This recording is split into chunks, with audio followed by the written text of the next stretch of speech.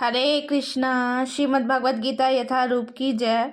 मैं डेली भगवत गीता का एक एक श्लोक पढ़ती हूँ, उसका हिंदी अनुवाद और तात्पर्य आपको पढ़ के सुनाती हूँ और आपको समझाने का भी प्रयास करती हूँ। तो मेरा भगवत गीता का अध्याय 2 चालू हो गया है।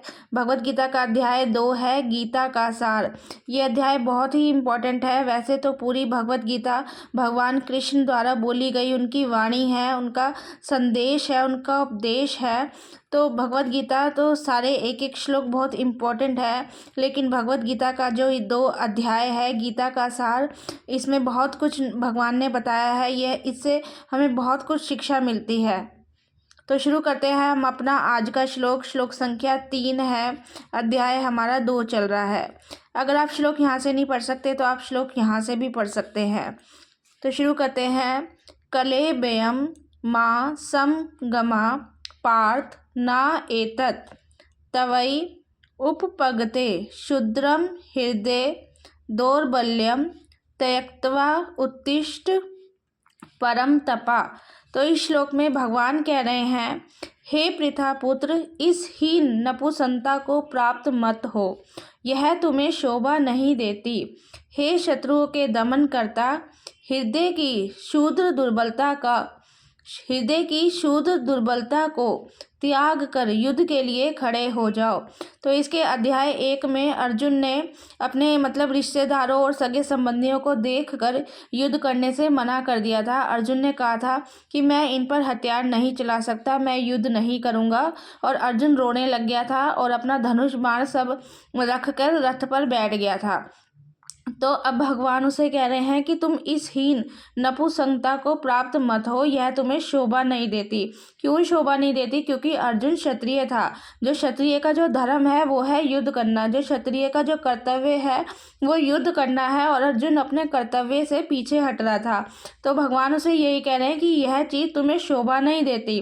तुम क्या हो? शत्रुओं के दमन करता हो, और ये जो दुर्बलता है तुम्हारे हृदय की दुर्बलता है, इसका त्याग करो और युद्ध के लिए खड़े हो जाओ। तो इसमें बता रहे हैं, इसके तात्पर्य में बता रहे हैं कि अर्जुन को पृथा पुत्र के रूप में संबोधित किया है। यहाँ पे लिखा है ना पृथा पुत्र, यहाँ लिखा है ना पार्थ। पार्थ का मतलब है पृथा पुत्र के रूप में संबोधित किया है। पृथा कौन है? कुंती जी का एक नाम पृथा भी है। तो यहाँ पे कहा है पृथा कृष्ण के पिता वसुदेव की बहन थी, अतः कृष्ण के साथ अर्जुन का रक्त संबंध था। तो यहाँ पे बता रहे हैं, यदि क्षत्रिय पुत्र लड़ने से मना कर दे, मतलब अगर जो क्षत्रिय है, अगर सामने से अगर क्षत्रिय को कोई ललकारता है युद्ध के लिए, तो क्षत्रिय पीछे नहीं हट सकता। और दुर्योधन ने अर्जुन को युद्ध के लिए ललकारा था, और अर्जुन क्या करता है? युद्ध के लिए मना कर देता है। तो भगवान उसे यही समझा रहे हैं कि तुम क्षत्रिय पुत्र हो। अगर क्षत्रिय पुत्र लड़ने से मना करता है तो वह नाम का क्षत्रिय है। और एक उदाहरण और दे रहे हैं, यदि ब्राह्मण पुत्र अपवित्र कार्य करता है तो वह नाम का ब्राह्मण है। तो ऐसे क्षत्रिय तथा ब्राह्मण अपने पिता के अयोग्य पुत्र होते हैं।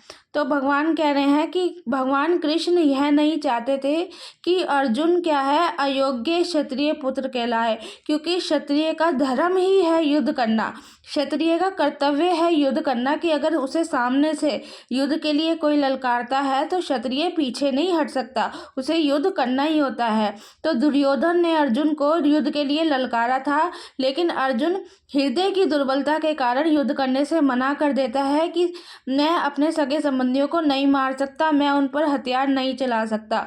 तो भगवान उसे यही समझा रहे हैं कि यह तुम्हारे हृदय की दुर्बलता है, इसका त्याग करो और युद्ध के लिए खड़े हो जाओ, नहीं तो तुम नाम के क्षत्रिय कहलाओगे। अगर तुम युद्ध नहीं किया तो तुम नाम के क्षत्रिय कहलाओगे।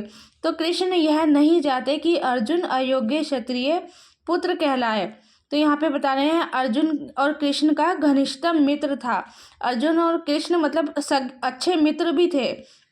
और कृष्ण प्रत्यक्ष रूप से उसके रथ का संचालन कर रहे थे। किंतु इन सब गुणों के होते हुए भी यदि अर्जुन युद्ध भूमि को छोड़ता है तो यह अत्यंत निंदनीय कार्य है। तो भगवान उसे बार बार यही कह रहे हैं कि अर्जुन, ऐसे नपुंसक मत बनो, यह तुम्हें शोभा नहीं देता है, ये तुम्हारे हृदय की दुर्बलता है, युद्ध के लिए खड़े हो जाओ। क्योंकि सामने से युद्ध के लिए ललकारा है दुर्योधन ने, तो तुम पीछे नहीं हट सकते। तुम क्षत्रिय पुत्र हो, फिर तुम अपने पिता के अयोग्य पुत्र कहलाओगे, तो युद्ध के लिए खड़े हो जाओ। तो ये हमारा आज का श्लोक बहुत इंपॉर्टेंट था और बहुत ही अच्छा भी श्लोक है ये। तो आगे के श्लोकों में देखते हैं भगवान और अर्जुन से क्या कहते हैं। हरे कृष्णा।